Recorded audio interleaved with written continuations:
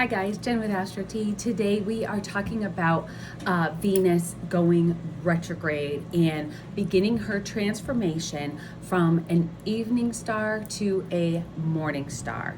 Now this is all about your relationships and what to expect, because I think there's going to be a lot of relationship drama going on come February and March. So this could be a very interesting Valentine's Day. So Venus will begin her pre-shadow period on January 28th. Now remember, the pre-shadow period is the period before she's actually going to go retrograde, which gives us a little sneak peek into what to expect. So just as Uranus is slowing down to station to go direct on the 30th, so just one day before. So we're gonna have a little swap going there. At this time, she will be sextile to Uranus, trine to Mars, and just sitting at that 24th degree right between Saturn and at 17 degrees and Neptune at 29 degrees, all in Pisces. So the three of them, Venus or Saturn at 17, Venus at 24, and Neptune at 29 degrees, all in Pisces. So it's really kind of looks like a pleasant start. We got a lot of good aspects happening here, but of course don't get too comfortable, because retrogrades are a lot of retrospect. So the sextile to Uranus, it really encourages us to be fun, to be social, and get creative. This is Venus, so Venus is about beauty, so maybe creating things, appreciating things, being social, being friendly, just really putting yourself out there. And the trine to Mars pushes us out, it encourages us to just say fuck it and take a risk. And as she moves away from that strict Saturn, you're going to be seeing that a little bit more, seeing those risks being taken and seeing things starting to really start happening. And she's going to move towards that dreamy Neptune, so we might be feeling like we're on airs, just feeling really good all of a sudden.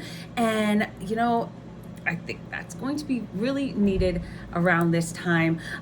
So it's a great time to make new friends, maybe try a new dating app, and keep your eyes open though, because the themes that are going to come out during this pre-retrograde or pre-shadow period will come back during the retrograde. So they'll, start peeking their heads out, and it'll give you a little clue as to where to expect things to kind of maybe go awry, or kind of where we need to focus our, looking back and all that. So she will conjunct Neptune and the North Node on February 1st. So they're going to be together. So you all might feel just kind of swoony again, just like that feeling on airs. The sextile to Pluto can really put in those deep feelings. So if you do meet somebody new, it could go deep and you could fall fast. Moving into Aries on the 4th kind of goes from that, all in your head, kind of swoony, kind of like go with the flow type girl, to a more party type girl, because that's Aries. That's that more aggression, that divide and conquer. And if I want somebody, I'm going to go get them. And even, if you are in a relationship, that kind of dominatrix-y kind of vibe might be going on then. So it's all about kind of getting down and dirty. And, Venus gets a little bit like out of her comfort zone in Aries, because that is the Mars ruled sign, and it's actually in opposition to her sign, which is Libra. So she's not going to be her normal she's going to be more the party girl Venus instead. And again, if you fall at this time, you're going to fall hard. You could go in deep, and you're going to not say no. Like, it's going to be harder for you to say no because of that Aries kind of mentality that's going to be happening. So Venus will station retrograde on March 1st. So this does last a little bit a while, this pre-period here. So that's going to be in Aries at the 10th degree. And she goes retrograde about every 18 months for 40 days. So again, we see these 40 days pop up in astrology a lot.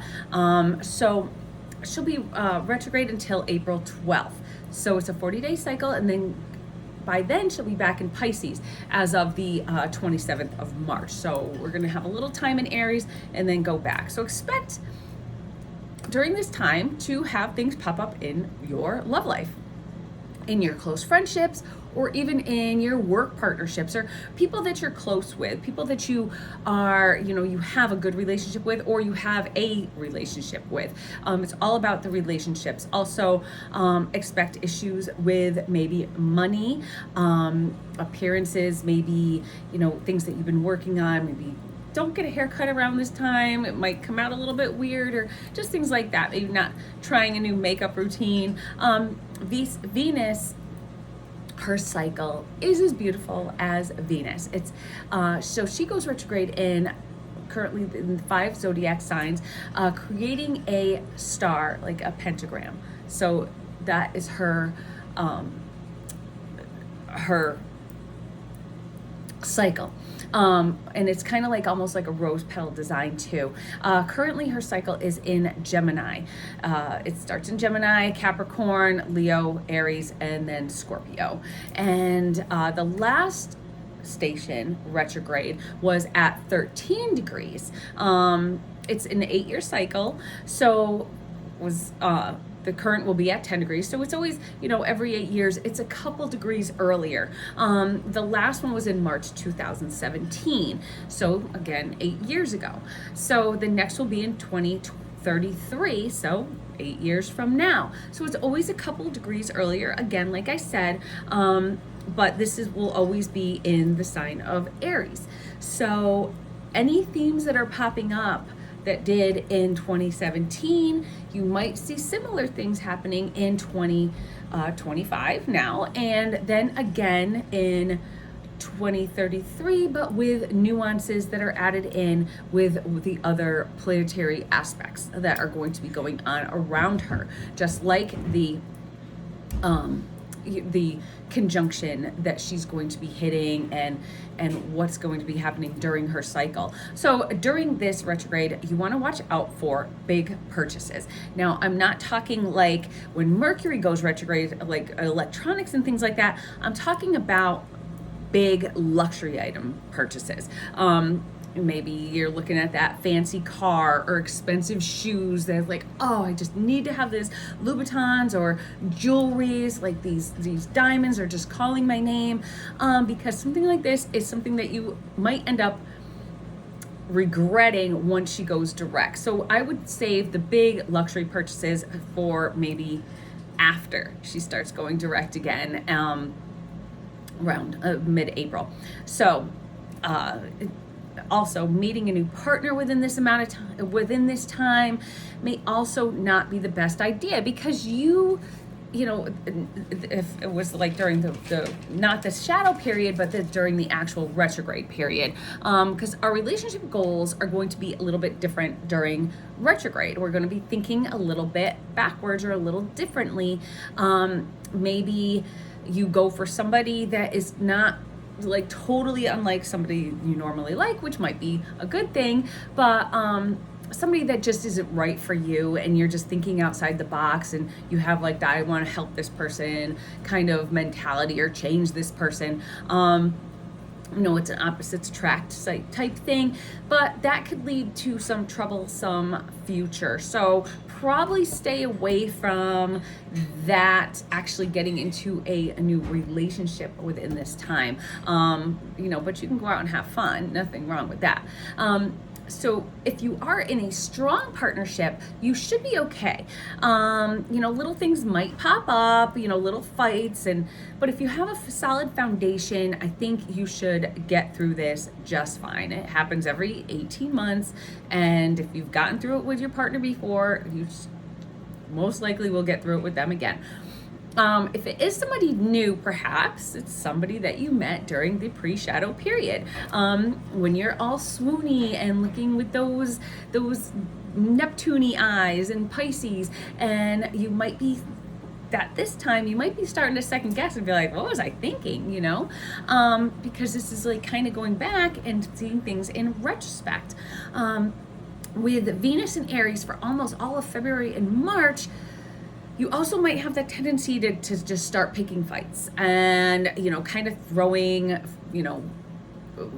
gasoline on the flames, when there is a fight, by bringing things up from the past, perhaps like something that you should have put to bed years ago that you just keep bringing up. And these could be just things that you keep bringing up during these retrograde phases that you just we've talked about this, we've tried to, figure this out. So why do you have to keep throwing this in my face? So expect that kind of thing to happen if you are a person that has the tendency to do that kind of stuff. So you may even find yourself thinking of an old flame and maybe even wanting to reconnect with that person, because this again is going back and remembering things from the past. Again, I've said this before in other videos about old relationships.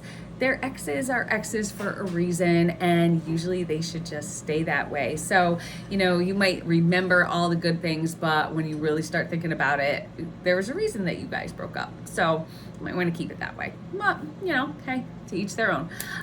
So instead of kind of focusing all this stuff during the retrograde, you want to focus this energy on more positive things, and a more positive outlet for this, need for beauty, need for kind of purchasing things, and with Venus just doing a lot in Aries. So maybe bringing some of the old back, like going antiquing or thrifting, as they call it now. I know that's a huge thing nowadays. And so maybe bringing back some of that beauty from the past into today. Maybe get some vintage clothing or something just to make yourself feel special. Maybe wear some old jewelry from your grandmother or something like that. I do that all the time. I have lots of my grandmothers, and it just makes you feel special, and it makes you have that connection back with the past and people from the past that might not be any longer with you. And Venus and Aries, they like to feel special. They like to be, how an Aries can be. They want to be kind of center of attention, not quite as much as Aries and Venus and Leo, but still. Also, it's a great time to really clean out your closet. It's a good time to think about, what you need and what's no longer beneficial. So we have the Wiccan Sabbat or Celtic holiday of Imbolc coming up on February 1st and 2nd.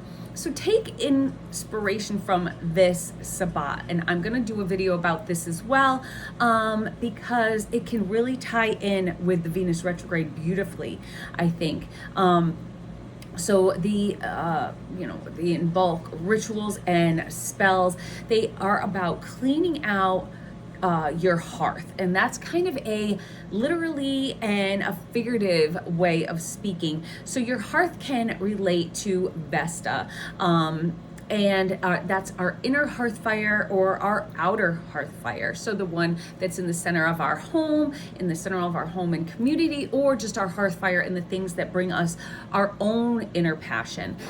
It's about bridging our inner self with the demands of the outside world. So, how do we bridge those inner passions with the needs of others, and how can we kind of, bridge that gap and bring those together, in a positive way, in a nice, balanced and happy way, what Venus likes. Harmony, of course. And you can help by, again, by using Venus to reflect on what still is serving you, not what's no longer fun, and what's beneficial to us and what's no longer beneficial to us, and what just doesn't bring us the pleasure that it used to, or that we might thought was a super fun and pleasurable, but really is more of like almost a nuisance nowadays. So maybe now reflect, okay, do I really enjoy doing this? Maybe if you are the person that, like, on a Friday night you want to get all dressed up and you want to go to the club and just be all dressed to the nines and get your drink on, and just that used to be your fun Venusian activity. You want to look good, you want to feel good, you want to socialize. But now say, I'm not really feeling this anymore. And this could only be during the retrograde, but it could be just in general as you're growing up. You could think, now I just kind of want to put my jammies on and snuggle on the couch with maybe somebody special, if I have somebody special in my life, or just with a glass of wine and watching a romance novel or, a horror movie on Netflix, whatever your preference is. So that's just an example of how your needs and passions could change. Another thing is to purge your wardrobe. So donate clothes or things that you've accumulated over the years that are no longer, again, no longer your style, no longer in style. Maybe they don't even fit you anymore. And they're the ones that are like, oh, when I finally lose those last 5 pounds and get back to that weight, I'm going to put that on, just get rid of it.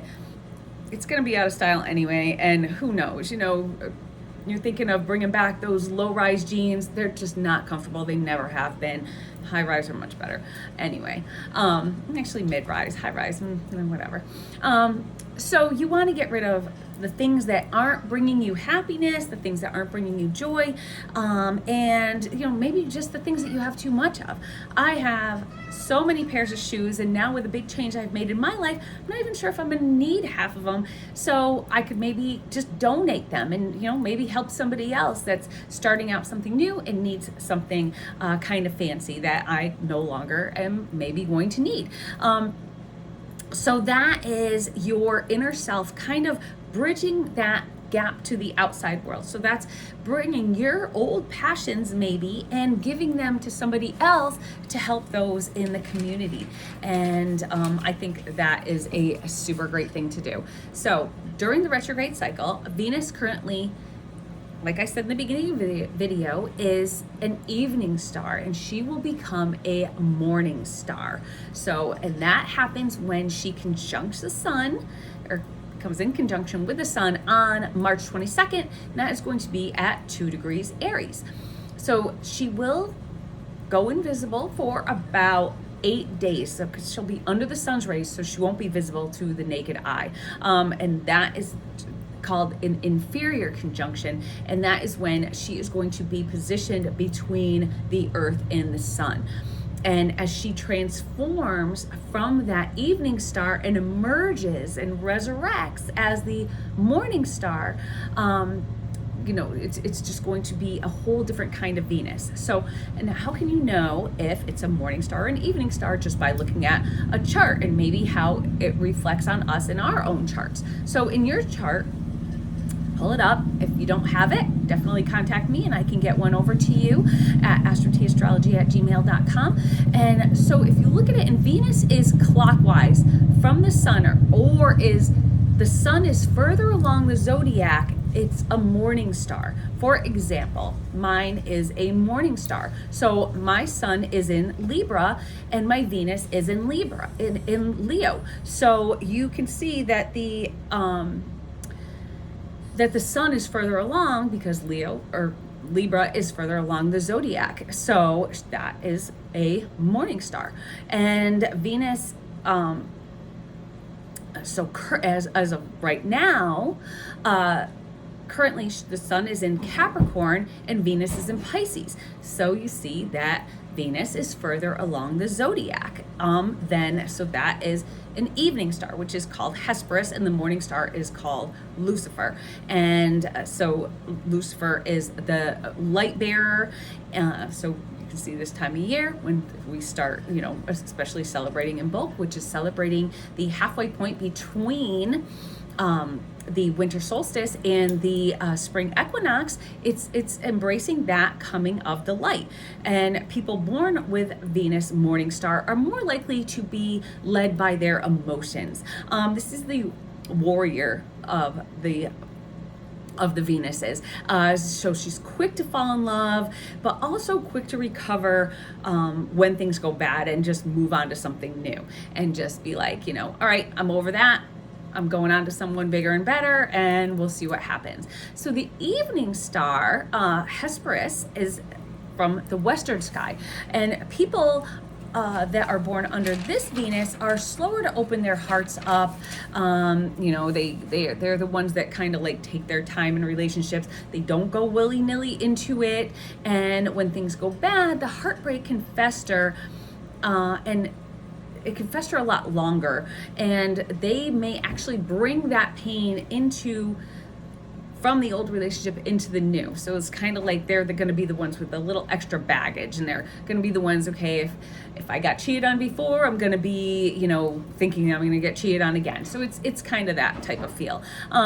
So, you know, and these type are more passive, or the more peace lover of Venus. So which one of these sounds like you? Definitely check your charts, see if it matches up, and, you know, see if you match with that quality. And for more on the Venus star point, and I forgot to bring the book before I started making this video, but there is a great book by Ariel Gutman, and it's called Venus Star Rising. Has a lot of great information in it about the Venus star point, it can really be great for quick reference. So if you are reading your chart, you could just look it up in the book real quick, and you can see exactly what that means and that sign, and it's fantastic. It makes things like so much easier. So let me know your thoughts in the comments, and remember to tread lightly, and at this time maybe sit back and reflect more than just going after something. See what's working and see what isn't in your love life, in your friendships, and in your finances. And be careful with those big purchases again. So be sure to subscribe and hit the like button if you enjoyed this video. I would really appreciate that. It really helps boost the channel, and I hope to see y'all soon. Bye.